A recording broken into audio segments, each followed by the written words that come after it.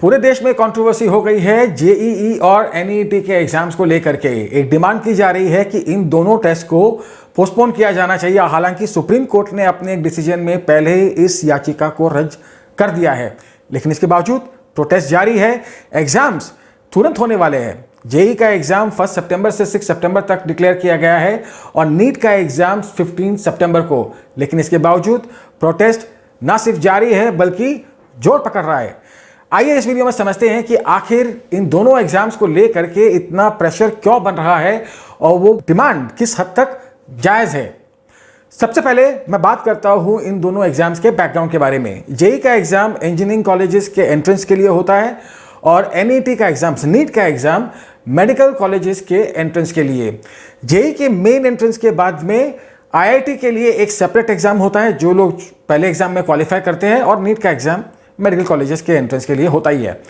JEE के exams के through लगभग 40,000 इंजीनियरिंग सीट्स फिल की जाती है और नीट के एग्जाम्स के थ्रू लगभग 70,000 मेडिकल सीट, मतलब कुल मिलाकर के लगभग 1,10,000 सीट्स अवेलेबल है मेडिकल और इंजीनियरिंग दोनों को मिला करके। लेकिन इन दोनों एग्जाम्स में क्लियर करने के लिए बैठने वाले स्टूडेंट्स की संख्या है लगभग 25 से 26 लाख।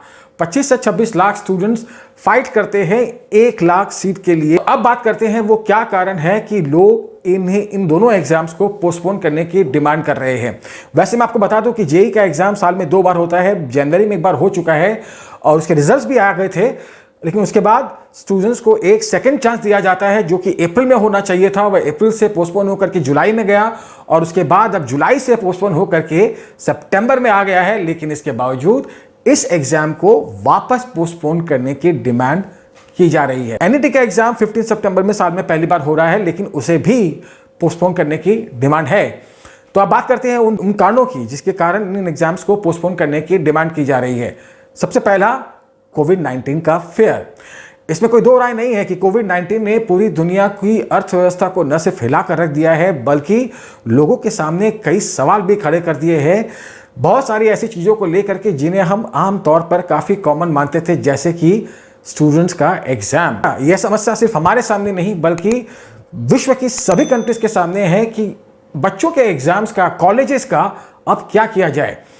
अलग अलग कंट्रीज ने इस मामले में अलग अलग डिसीजन लिए। फॉर एग्जांपल, आयरलैंड ने इस मामले में कहा कि कॉमन एंट्रेंस टेस्ट लिए ही नहीं जाएंगे, मतलब मोस्ट प्रोबेबली वह 0 एकेडमिक ईयर की बात कर रहे हैं।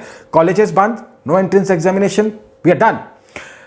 दूसरी तरफ जर्मनी में एबिटूर कॉमन एंट्रेंस टेस्ट जो अप्रैल में होने वाला था, जर्मनी ने कहा कि वह तमाम प्रोटेस्ट के बावजूद वह लिया जाएगा और हुआ भी। और चाइना में भी गांव के नाम से एक कॉमन एंट्रेंस टेस्ट होता है जो कि चाइना ने भी अपने कंट्री में किया। और अब यही सवाल हमारे सामने भी खड़ा हो गया है। 2 बार इन दोनों टेस्ट को ऑलरेडी पोस्टपोन कर दिया गया, लेकिन इसके बावजूद जैसा कि हम सब जानते हैं कोविड-19 की रफ्तार में या उसके प्रकोप में कोई कमी आ गई हो, ऐसा किसी भी हालत में दिखाई नहीं दे रहा। तो ऐसी हालत में स्टूडेंट्स का और उनके पेरेंट्स का डरना स्वाभाविक है कि अगर बच्चा एंट्रेंस टेस्ट के लिए जाता है, भले ही वह साल में सिर्फ 1 दिन हो, तो उसे कोविड-19 का संक्रमण होने का डर है। क्योंकि तमाम अश्योरेंस के बावजूद जो एनटीए ने, जो नेशनल टेस्टिंग एजेंसी इन दोनों टेस्ट को कंडक्ट कर रही है, उसने तमाम आश्वासन दिए हैं कि स्टैंडर्ड ऑपरेटिंग प्रोसीजर फॉलो किए जाएंगे। लेकिन इसके बावजूद बच्चों का और उनके पेरेंट्स का डरना स्वाभाविक है। कोई उपाय नहीं है। अब अगर एग्जाम्स है तो बच्चों को डिसीजन लेना पड़ेगा कि वो एग्जाम देना चाहते हैं या नहीं। लेकिन गवर्नमेंट को भी अपनी तरफ से जितनी कोशिश करनी चाहिए, क्या वह उतनी कर रही है। रिसेंटली कर्नाटका में कॉमन एंट्रेंस टेस्ट हुए थे और वहां पे जो तस्वीरें थी उसको देख करके यह डरना स्वाभाविक है कि स्टैंडर्ड ऑपरेटिंग प्रोसीजर का फॉलो किया जाएगा कि नहीं। हालांकि एनटीए ने अपनी तरफ से पूरी कोशिश की है। जेईई में, जो कि कंप्यूटर बेस्ड टेस्ट होता है, नंबर ऑफ सीटिंग्स बढ़ाई गई है और यहां तक कि ऑल्टरनेट सीट्स अरेंजमेंट किए गए हैं स्टूडेंट्स को टेस्ट देने के लिए। वहीं दूसरी तरफ एनईटी में, नीट में एक कमरे में सिर्फ 12 स्टूडेंट्स को बैठाया जाएगा ऑन एन एवरेज।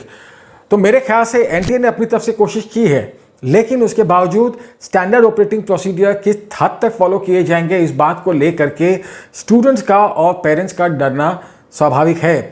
लेकिन दूसरी तरफ वहां पर यह क्वेश्चन भी खड़ा होता है कि आखिर हम कब तक कोविड-19 के नाम पर टेस्ट को रोक कर रखेंगे। इस मामले में सोनू सूद भी जुड़ गए हैं, जिन्होंने कहा है कि कोविड-19 के माहौल को देखते हुए 2 महीने तक एग्जाम्स को पोस्टपोन किया जाना चाहिए। तो फिर सवाल यह उठता है कि क्या गारंटी है कि 2 महीने में सिचुएशन बेटर हो जाएगी कोविड-19 के मामले में? और यह भी हो सकता है कि 2 महीने में केसेस और बढ़ जाए। और समझ लीजिए, यहाँ पर हम बात कर रहे हैं सिर्फ एक दिन के टेस्ट की। जब भी एग्जाम्स होंगे, at least at some point students को जाकर के कॉलेज को ज्वाइन करना ही पड़ेगा। तो जब हम एक दिन के लिए इतना डर रहे हैं, तो जब कॉलेजेस को ज्वाइन करने की बारी आएगी, तब हम उस सवाल का क्या जवाब देंगे? दूसरा कारण दिया गया है फ्लड्स और लॉकडाउन।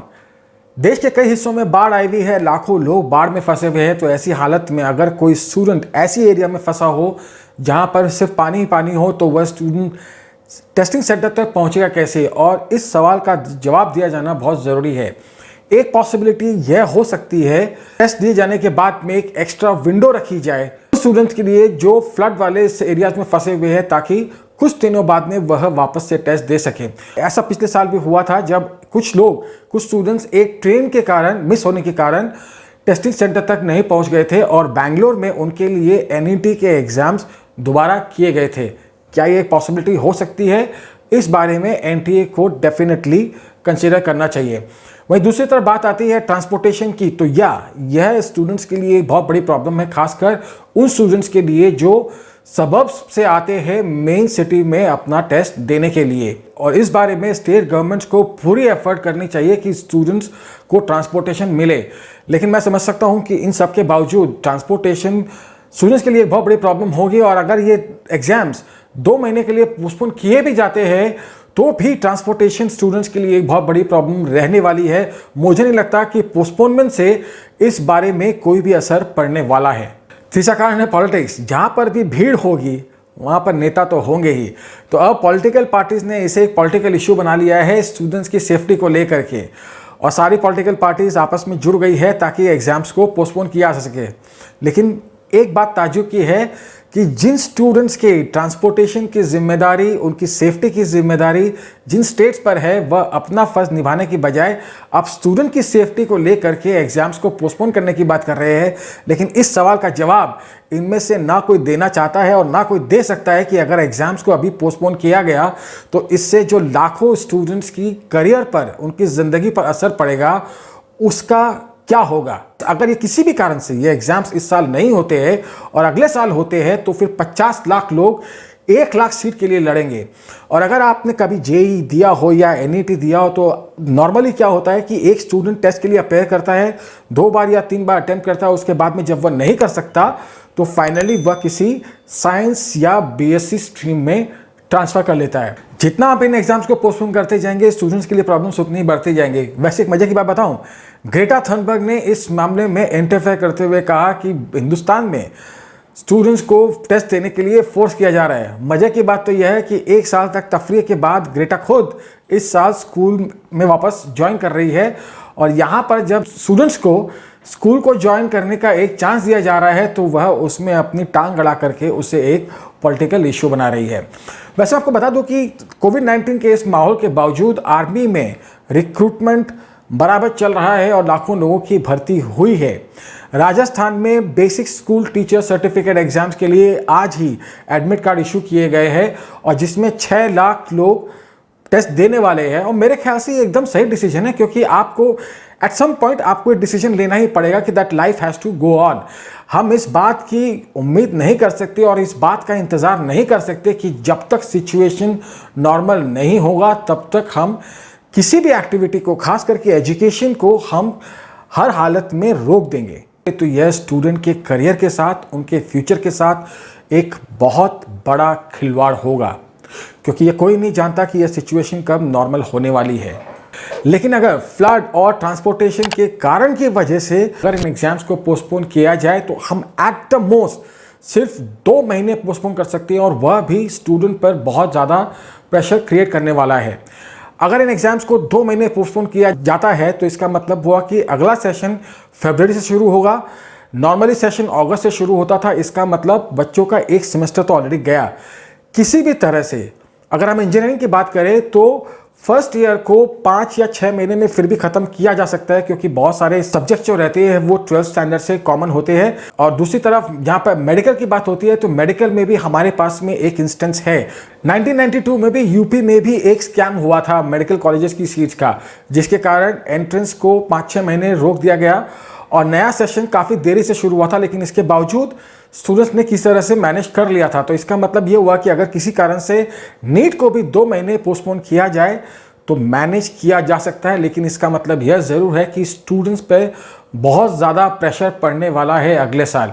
जितना आप एग्ज़ाम्स को पोस्टपोन करेंगे, जो बच्चे फाइनली मेडिकल कॉलेज और इंजीनियरिंग कॉलेज में एडमिशन लेंगे उन पर बहुत ज़्यादा प्रेशर पड़ेगा अपने सिलेबस को कंप्लीट करने का, भले ही सिलेबस को कितनी भी हद तक कम किया जाए।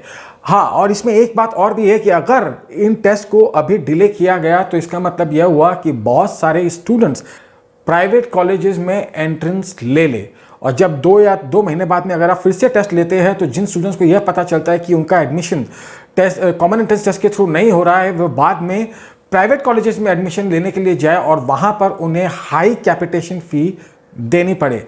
तो यह एक बहुत बड़ा रिस्क है जिसके लिए आप स्टूडेंट्स को फोर्स कर रहे हैं उनकी इच्छा के बावजूद। तो अगर इस केस में टेस्ट को पोस्टपोन करने का डिसीजन लिया जाता है तो इस बात को भी ध्यान में रखना चाहिए। वैसे जैसा कि मैंने पहले कहा कि मैं इस बात का समर्थन करता हूं कि जो स्टूडेंट्स फ्लड्स के कारण फंसे हुए हैं उन्हें टेस्ट का एक चांस और दिया जाना चाहिए, और इस बारे में गवर्नमेंट को ढंग से सोचना चाहिए। और जहाँ तक रही ट्रांसपोर्टेशन की बात, तो वह स्टेट्स की जिम्मेदारी है, भले वह किसी भी पॉलिटिकल पार्टी की हो, और इस बारे में एनटीए को पूरा फॉलो अप स्टेट गवर्नमेंट के साथ करना ही चाहिए। आप इस बारे में क्या सोचते हैं? क्या आपको लगता है कि 2 महीने एग्जाम्स को और पोस्टपोन किए जाने से कोविड-19 की सिचुएशन पर कोई असर पड़ता है? फ्लड और ट्रांसपोर्टेशन को लेकर के जो प्रॉब्लम है, क्या 2 महीने एग्जाम्स को और पोस्टपोन करने से उस पर कोई असर पड़ेगा? अपने जवाब कमेंट सेक्शन में लिख करके शेयर करें। और उन सभी स्टूडेंट्स के लिए जो एनईटी और जेईई के एग्जाम्स दे रहे हैं, I wish them best of luck. और एक बात कहना चाहूँगा कि in the largest scheme of life 1 year is nothing, although हो सकता है कि हमें अभी यह लगे कि 1 साल बहुत ज़्यादा महत्व रखता है। तो आप ऐसा कोई भी डिसीजन मत लीजिए जिससे आप कंफर्टेबल ना हो। और irrespective of the outcome of this controversy or the exam results, do not lose hope. You will always get a second chance in life. अगर वीडियो पसंद आया हो तो लाइक और शेयर करना मत भूलिएगा, और अगर इस तरह की एनालिसिस पसंद आती हो तो चैनल को सब्सक्राइब करके बेल आइकन पर क्लिक करना ना भूलें। मुलाकात होगी अगले वीडियो में, तब तक के लिए